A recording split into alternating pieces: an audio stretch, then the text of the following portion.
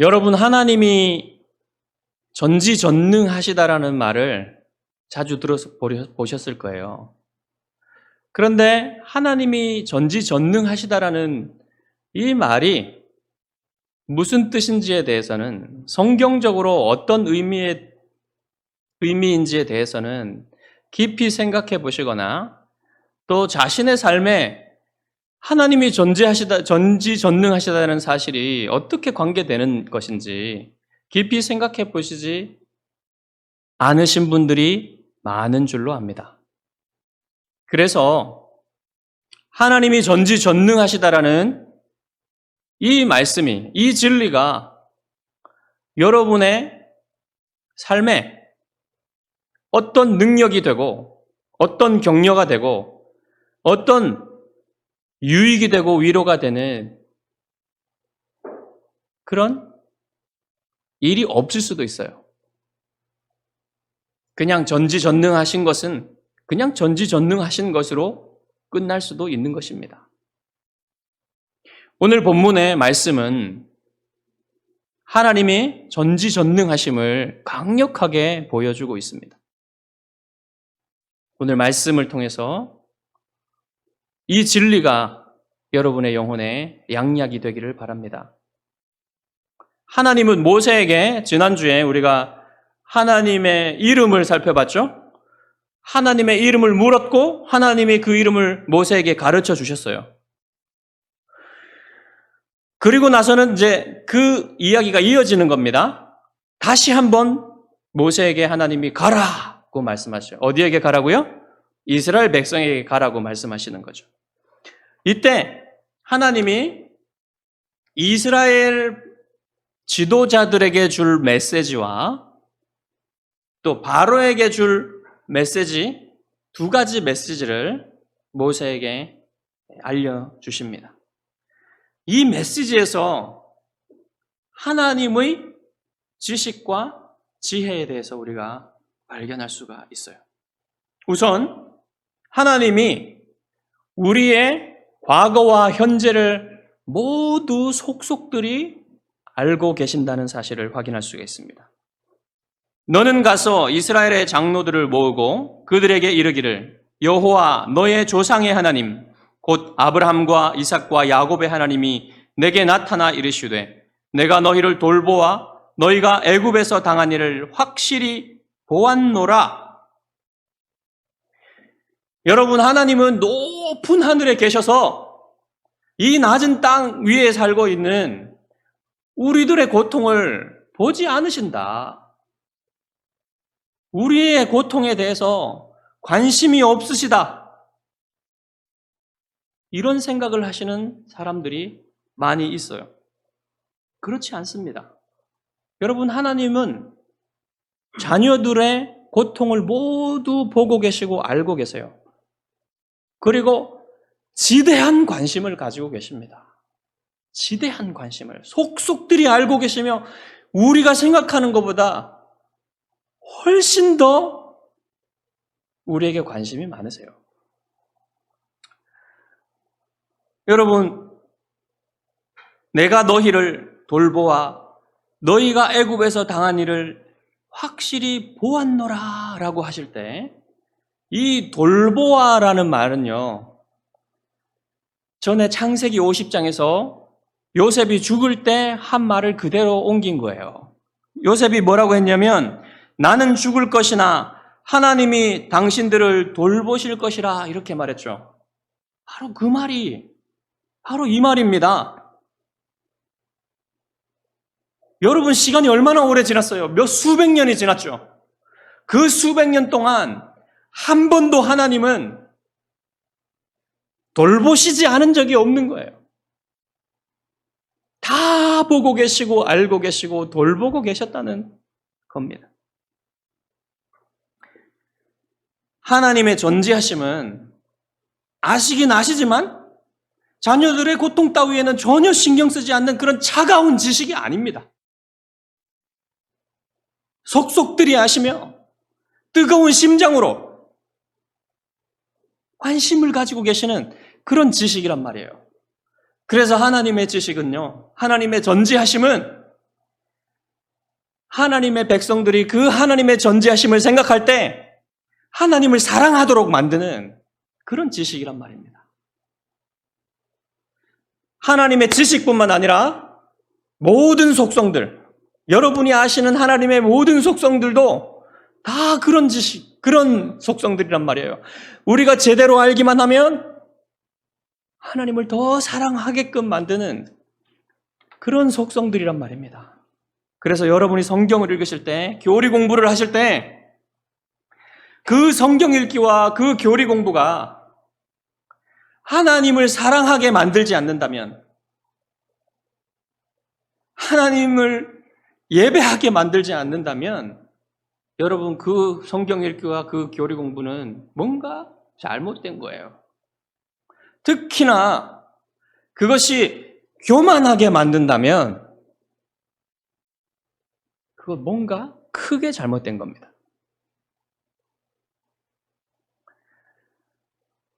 청년들에게서 이런 현상이 자주 나타나는데 청년들이 열심히 성경 공부를 하고 열심히 교리 공부를 하고 무언가를 알아가면 금세 여러분 교만해져요. 뭔가를 많이 안 것 같은 느낌을 받고 제가 그랬습니다. 제가 그랬어요. 근데 그건 잘못 공부한 거예요. 잘못 안 겁니다. 그래서 여러분 우리가 하나님의 진리를 배울 때는요. 하나님을 아는 지식을 얻을 때에는 다른 학문을 공부하는 태도를 취해서는 안 돼요. 다른 학문을 배울 때는 어떻습니까? 내가 그 지식을 취하게 되면, 알게 되면 내가 그 지식의 주인이 되는 거예요. 내가 그 지식의 주인이 되어서 내가 사용하는 겁니다. 그러나 하나님을 아는 지식은 반대입니다. 하나님의 말씀이 나를 읽는 거예요. 내가 하나님의 말씀의 종이 되는 겁니다. 그래서 하나님의 말씀이 나를 다스리고 내가 하나님의 말씀을 따르는 순종하는 사람이 되는 거예요. 이게 하나님의 말씀이 된다는 말의 의미예요. 공부하면 공부할수록 더 순종하는 사람이 되고 더 따르는 사람이 되고 하나님의 종이 된다는 말입니다. 앞서 우리는 하나님이 우리의 과거와 현재를 속속들이 알고 계신다는 사실을 확인했습니다. 다음으로는 하나님의 지식이 과거와 현재에만 국한되지 않고 미래의 모든 일까지도 아신다는 사실을 또한 확인할 수 있는데요. 이제 이스라엘 장로들에게 주는 메시지가 계속돼요. 내가 말하였거니와 내가 너희를 애굽의 고난 중에서 인도하여 내어 적과 꿀이 흐르는 땅, 곧 가나안 족속, 헷 족속, 아모리 족속, 브리스 족속, 히위 족속, 여부스 족속의 땅으로 올라가게 하리라 하셨다 하면 그들이 내 말을 들으리니라고 했어요. 여러분, 그들이 내 말을 들으리니라고 한 것은 모세의 말을 이스라엘 장로들이 들을 것이다, 믿을 것이다 이 말이잖아요. 하나님이 이것을 미리 아신단 말입니다. 미래에 이스라엘 장로들이 어떤 선택을 하게 될지 다 아신다는 거예요, 하나님이. 그것을 미리 모세에게 말해주고 계신다는 거죠. 그래서 하나님은 미래에 우리가 모든 사람들이 이스라엘 장로들뿐만 아니라 여러분들과 모든 사람들이 어떤 선택을 하실지 안다는 겁니다. 그 선택을 하는 동기까지 하나님이 정확하게 아세요. 속속들이 아십니다. 오늘날 소위 여러분 열린 신학이라는 것을 믿는 사람들이 많아졌어요. 오픈 디이즘이라고. 열린 신학. 이게 뭐냐면요. 하나님이 모든 피조물, 모든 만물에 대한, 모든 일들에 대한, 역사에 대한 주권을 가지고 계시지만 하나님은 사랑이시기 때문에 하나님이 하나님이 작정하신 대로 모든 일들이, 모든 역사가 결정되도록 하지 않으시고 사람의 선택에 따라서 하나님이 반응하시는 방법으로 미래를 열어놓으셨다는 거예요. 미래의 가능성들을 열어놓으셨다는 거예요. 그래서 결국 무슨 말을 하냐면 하나님이 미래를 모르신다. 사람들이 어떤 결정을 할지를 모르신다. 이런 신학을 가지고 있는 사람들이 많이 있어요. 여러분, 복음주의 교회, 우리와 같은 이 복음주의 교회에도 이런 생각을 하는 사람들이 많아졌어요. 제7일 안식교 아시죠, 여러분? 제7일 안식교의 하나님 신론에 들어가 보면 하나님의 예지와 인간의 선택 사이의 관계에 대해서 말하는 것을 보면요, 이런 열린 신학의 관점을 피력하고 있어요. 근데 이게 제7일 안식교의 문제만이 아니에요. 오늘날 많은 사람들이, 많은 그리스도인들이 이것을 받아들이고 있어요. 왜 그럴까요? 인간 중심적인 신학을 가진 사람들, 인간 중심적인 생각을 가진 사람들이 들으면 이게 되게 좋아 보여요.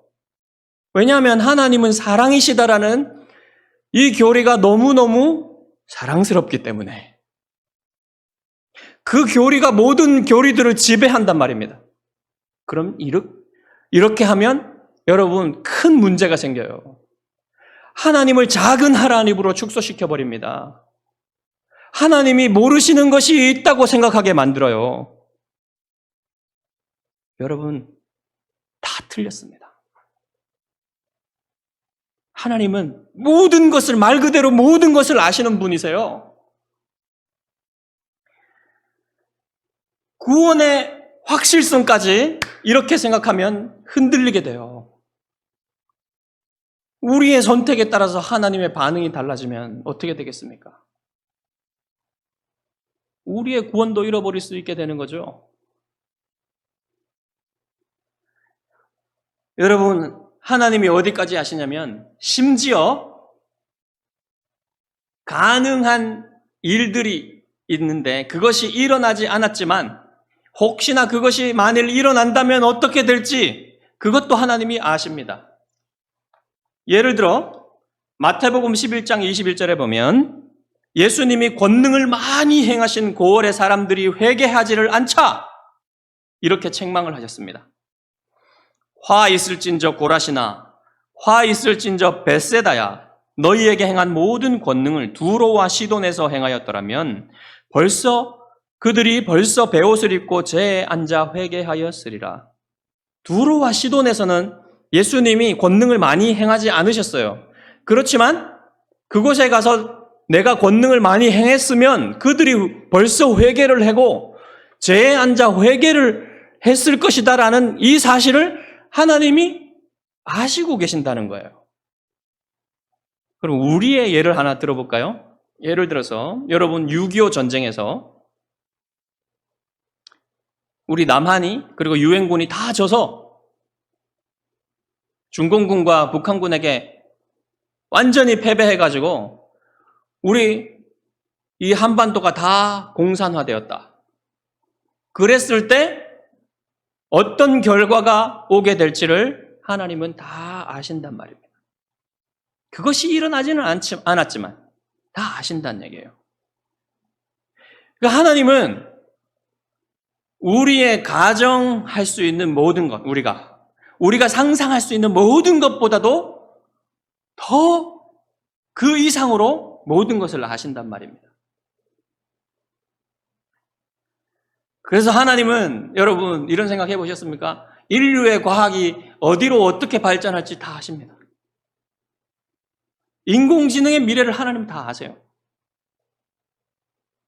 하나님에게 숨겨진 게 없어요. 모든 것이 하나님의 지식 안에 있습니다.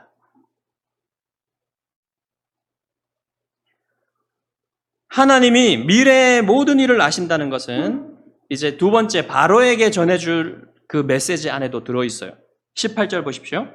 너는 그들의 장로들과 함께 애굽 왕에게 이르기를 히브리 사람의 하나님 여호와께서 우리에게 임하셨은즉 우리가 우리 하나님 여호와께 제사를 드리려 하오니 사흘길쯤 광야로 가도록 허락하소서 하라. 내가 아노니 강한 손으로 치기 전에는 애굽 왕이 너희가 가도록 허락하지 아니하다가 내가 내 손을 들어 애굽 중에 여러 가지 이적으로 그 나라를 친 후에야 그가 너희를 보내리라. 내가 애굽 사람으로 이 백성에게 은혜를 입게 할지라.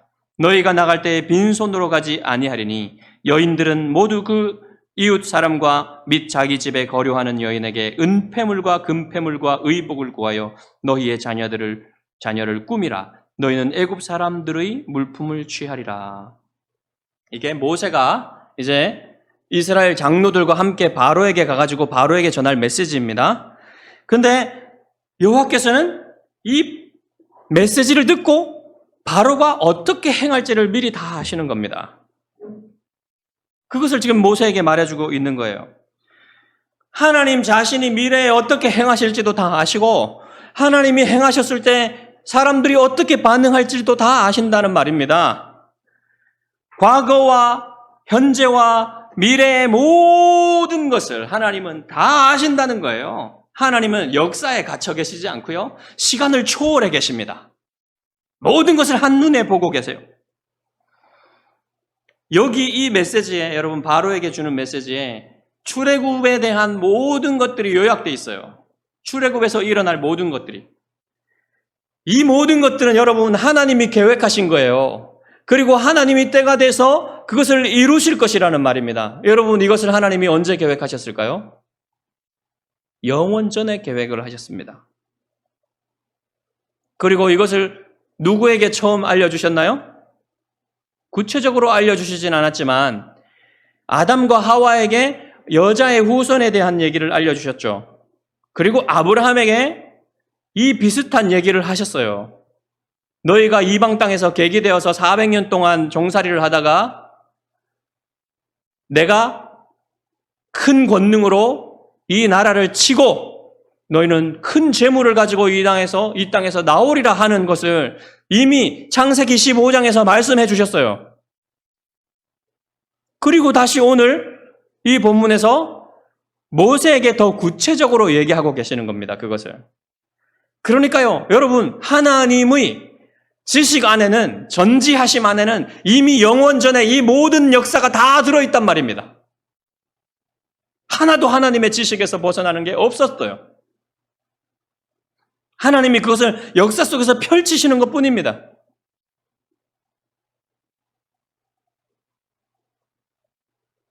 이 하나님이 출애굽에서 행하실 것은요, 하나님이 애굽을 치시는 것은, 그리고 마지막에 이제 그렇게 말씀하시잖아요. 여인들이 애굽 여인들에게서 금과 은폐물과 의복을 받아서 나올 것이라 이렇게 말씀하셨죠. 이것은요 뭐냐면요, 지난 종살이에 대한 하나님의 배상이에요. 정의로운 배상입니다. 그 배상을 이루실 것이고, 그 다음에 이 금폐물과 은폐물 같은 것들이 다 어디에 쓰일 것입니까? 앞으로 시내산에서 만들 성막의 재료가 될 것입니다. 이 모든 것들까지 하나님은 다 알고 계시는 거예요. 하나님의 지혜는 완전합니다, 여러분. 지혜는 무엇입니까? 지혜는 상황에 따라서 지식을 적용하는 능력이에요. 하나님에게는 계산이나 복잡한 경우의 수 같은 것들이 전혀 필요 없어요.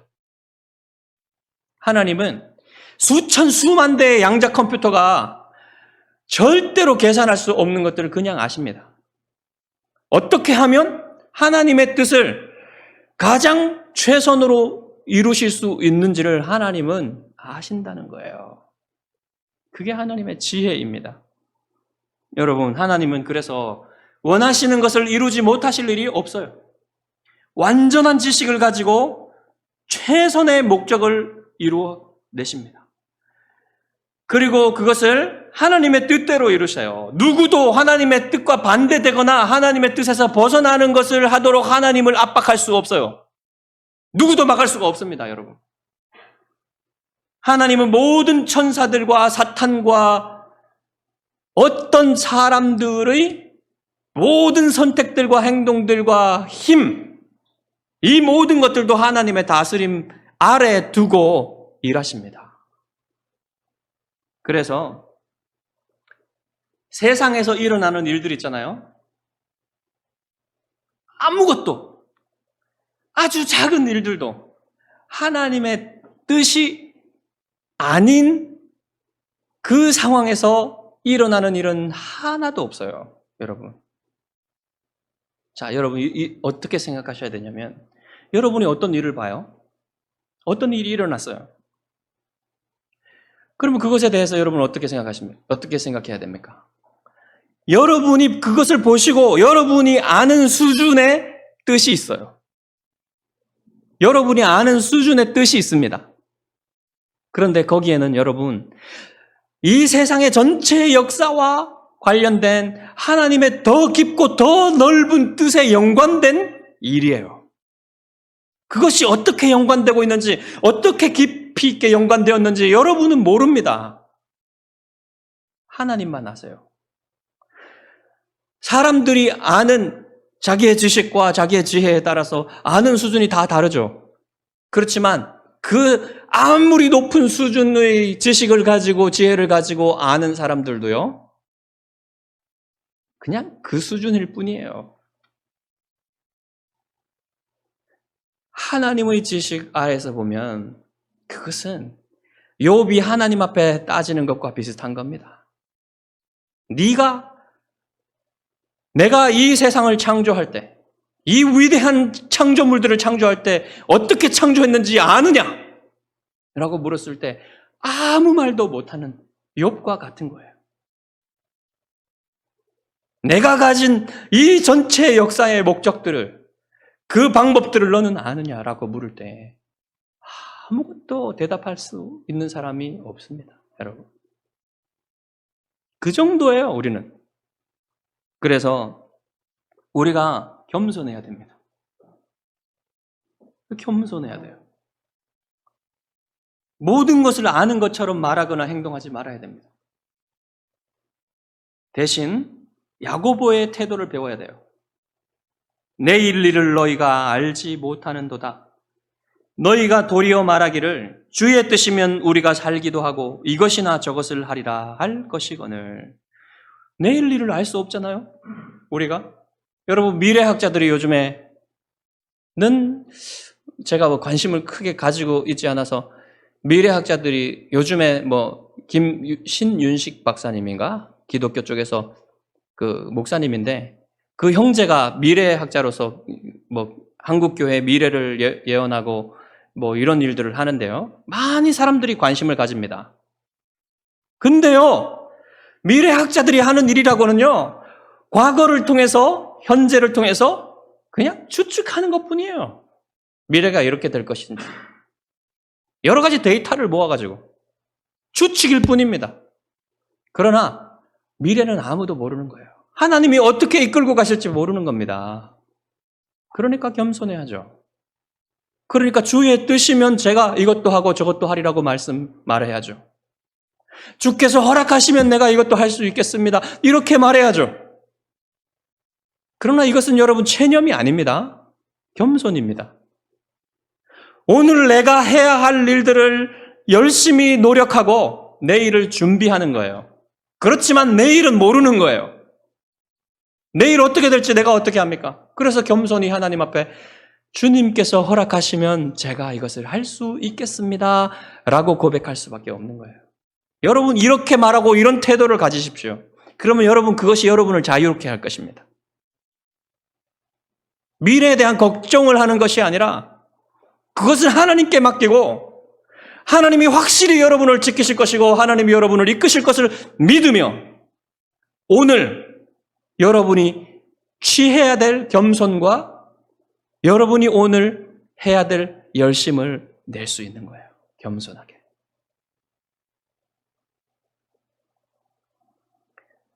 그래서 여러분 이렇게 겸손히 하나님의 전지하심을 믿고 말하고 행하는 사람들은 잘한 일이 있으면 그것을 하나님의 은혜로 돌리고 잘못한 일이 있으면 그건 내 잘못입니다라고 고백할 수 있는 거예요.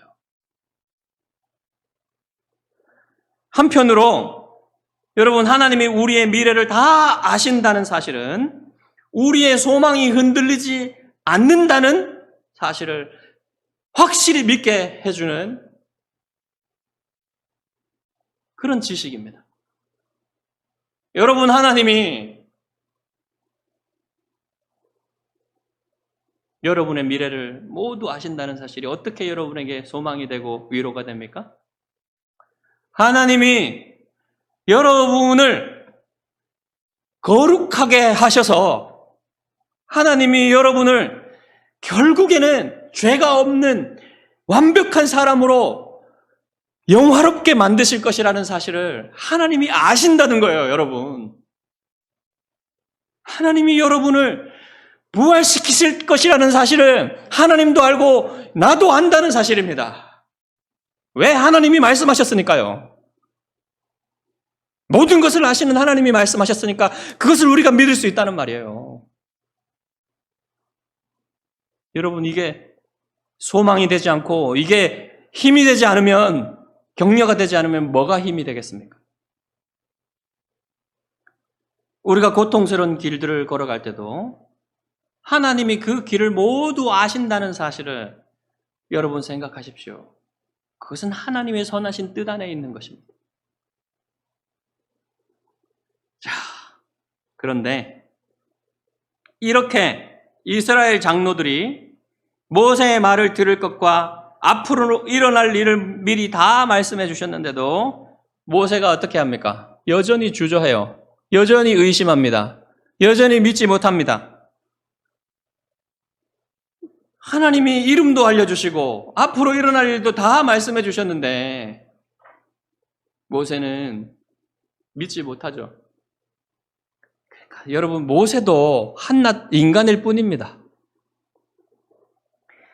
모세가 이렇게 말합니다. 그들이 나를 믿지 아니하며 내 말을 듣지 아니하고 이르기를 여호와께서 내게 나타나지 아니하셨다 하리이다. 무슨 말입니까? 하나님 그래도 안 믿으면 어떡합니까? 여러분, 이건 겸손이 아니라 불신앙이에요. 이렇게까지 하셨는데도 계속해서 안 믿잖아요. 못 믿잖아요. 불신앙이에요, 이게. 그렇지만 여러분, 그럼에도 불구하고 하나님은 계속해서 격려하십니다. 모세를. 왜냐하면 이게 모세의 일이 아니라 하나님의 일이기 때문에 그래요. 하나님의 신실하심과 하나님의 능력이 나타나야 되기 때문에 그래요. 모세의 신실함과 모세의 능력이 아니라 하나님의 능력이 나타나야 되기 때문에 그래요. 그래서 하나님이 계속해서 모세에게 믿도록 하시는 겁니다. 믿도록 도와주시는 거예요. 무엇을 도와주십니까? 3개의 표적을 주세요, 하나님이. 2개는 당장 보여주셨고 1개는 이 통하지 않으면 이렇게 해라 해서 또 하나를 준비하셨습니다. 이 표적들을 이스라엘 지도자들에게 보여주면 이제 믿을 것이다. 이렇게 3개의 표적을 준비하셨는데요. 첫 번째 표적은 모세의 지팡이를 사용해서 보여주신 거예요. 내 손에 있는 것이 무엇이냐? 물으니 모세가 지팡이입니다 라고 대답합니다. 그것을 땅에 던지라. 모세가 지팡이를 땅에 던지니 이것이 뱀으로 변합니다. 여러분, 이 뱀은 아마도 이집트 코브라였을 겁니다. 코브라. 이 이집트 코브라는요, 굉장히 무섭게 생겼어요. 여기 무섭게 생겼고 맹독성입니다. 크고 무서워요. 맹독성이고 물리면 사지가 마비되고요, 심장이 마비가 돼서 숨을 못 쉬어서 죽습니다. 죽음에까지 이를 수 있는 치명적인 독을 가졌어요. 그렇기 때문에 이 이집트 코브라는 애굽의 권력의 상징이에요. 그래서 항상 이 파라오의 왕관의 끝에 이 코브라가 있고 파라오가 들고 있는 홀의 그 머리 부분에 이집트 코브라가 새겨져 있어요.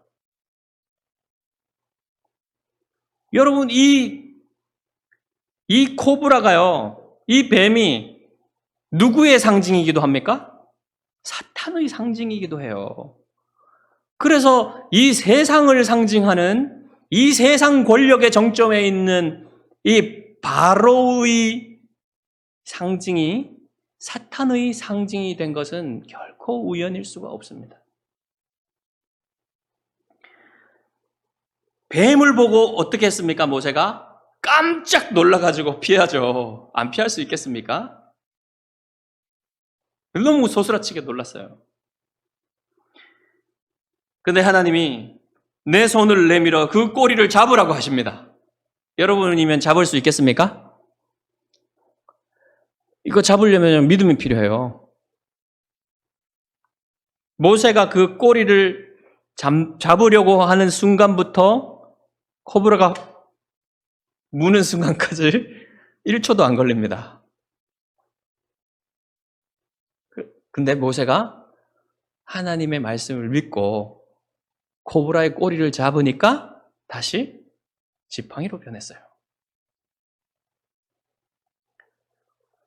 지금 하나님이 하시는 게 뭐냐면 모세에게 하나님의 능력을 보여주고 계시는 거예요.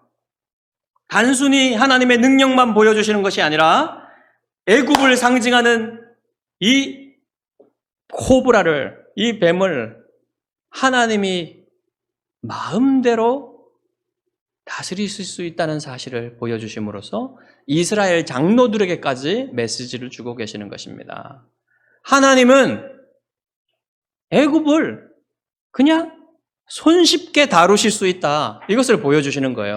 그리고 또 무엇을 얘기하냐면 마른 막대기와 같이 아무 힘이 없는 모세조차도 하나님이 사용하시면 큰 능력을 발휘하여 무슨 일이든 할 수 있도록 하실 수 있다는 사실을 모세에게 인식시켜주고 계시는 것입니다. 두 번째 표적은 모세의 손을 사용하시는데요. 여호와께서 또 그에게 이르시되 내 손을 품에 넣어라. 모세가 품에 넣었다가 빼니까 이 손이 눈같이 하얘졌어요. 모세가 그걸 보니까 딱 알아챕니다. 이것은 한센병이다. 오늘날로 말하면 나병이다. 심각한 나병이 들었으면 이거는요 뱀을 보는 것보다 더욱더 끔찍하게 놀라죠. 자기 몸에 이 병이 생겼으니까. 이 나병은요 저주받은 병이에요. 여러분 이 병에 걸리면 전염성이 강하고 이 병은 정말 너무너무 끔찍하기 때문에 사람들에게서 격리될 수밖에 없고 그 병에 걸린 사람들은 이 뼈와 살이 문드러져 가는 것을 보면서 살아가야 되기 때문에 고칠 수 있는 약도 없고요. 치료법도 없어요. 그렇기 때문에 누구나 이 병에 걸리면 이것은 신의 저주라는 인식을 하게 됩니다. 그래서 하나님이 또 다시 품에 넣으라고 하시니까 넣었다 빼니까 다시 예전의 살로 회복이 되었어요. 그런데 이렇게 해도 안 믿으면 세 번째 표적을 보여줄게. 나일강의 물을 조금 떠다가 그것을 땅에다가 부어라. 그러면 피로 변할 것이다. 이것은 거기에서 하지는 않았겠죠. 나일강이 뭐니까요. 나중에 필요하면 써라 이 말입니다. 이 기적들은 하나님의 전능하심을 모세의 상황에서 보여주고 있는 거예요. 하나님이 생명이 없는 마른 막대기를 뱀으로 만드시고 다시 막대기로 만드실 수 있는 분, 그리고 건강한 몸을 단번에 쳐서 심각한 질병을 일으키실 수 있는 분, 그것을 다시 건강한 몸으로 만드실 수 있는 분, 물을 피로 만드실 수 있는 분. 피가 여러분 물이 피로 되는 건 좋은 거 아니겠습니까? 그걸 몸 안에 있으면 좋은 거예요. 근데 몸 밖에 있으면 이게 금방 썩어버리고 전염병을 일으키는 아주 안 좋은 것이죠. 먹을 물이 피가 되면 어떻게 됩니까? 이것은 재앙이 되는 것이죠. 여러분, 오늘날 여러분의 상황에서 하나님이 여러분에게 기적을 베푸신다면 어떤 것을 베푸실 수 있으시겠습니까? 하나님. 예를 들면 여러분의 스마트폰을 갑자기 아이언맨 수트로 만드셔서 입게 하시고는 잠깐 날아다니게 하실 수도 있는 겁니다. 하나님이. 하시고자 하시면 뭐든지 하실 수 있는 거예요. 여러분에게는 이런 기적들을 하나님이 보여주시지 않는다고 해서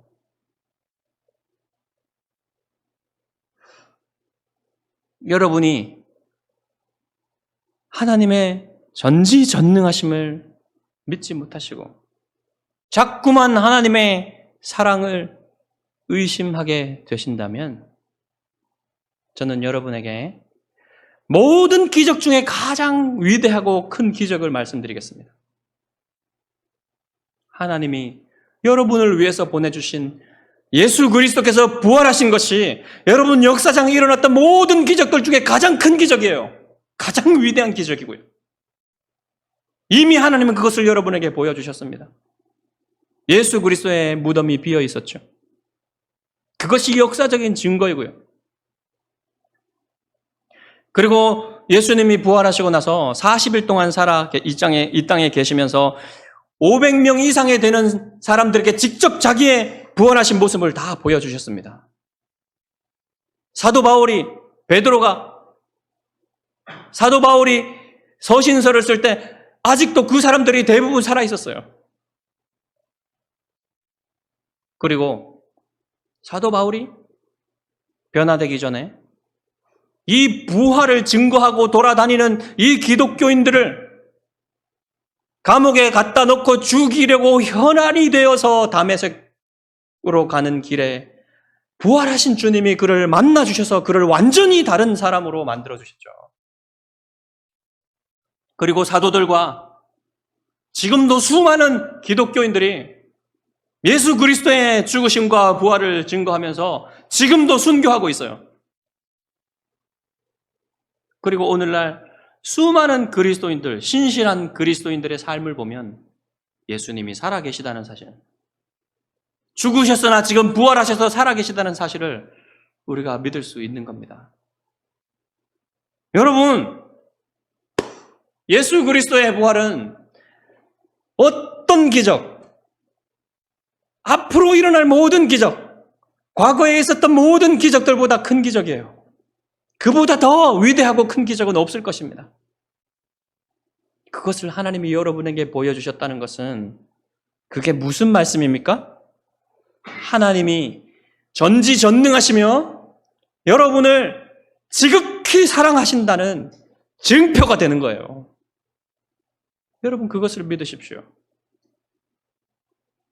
그것을 믿으실 수 있다면 여러분 흔들리지 않고 여러분이 하나님을 믿으면서 하나님께 순종하면서 살아갈 수가 있는 것입니다. 여러분 예수 그리스도의 영광, 하나님의 영광을 위해 사는 것보다 더 좋은 삶은 없어요. 하나님의 말씀에 순종하는 삶보다 더 지혜로운 삶은 없습니다. 하나님의 사랑을 받는 것보다 더 행복한 삶은 없어요, 여러분. 여러분이 하나님의 말씀에 순종하는 지혜로운 삶 살기를 바라고 예수 그리스도의 영광을 위하는 좋은 삶 살길 바랍니다. 그리고 하나님의 사랑을 듬뿍 받는 그런 삶 살길 바랍니다. 여러분이 이 하나님의 전지전능하심을 믿고 하나님의 말씀에 순종하면서 하나님의 사랑받는 삶 사시기를 예수 그리스도의 이름으로 축복합니다. 기도하겠습니다.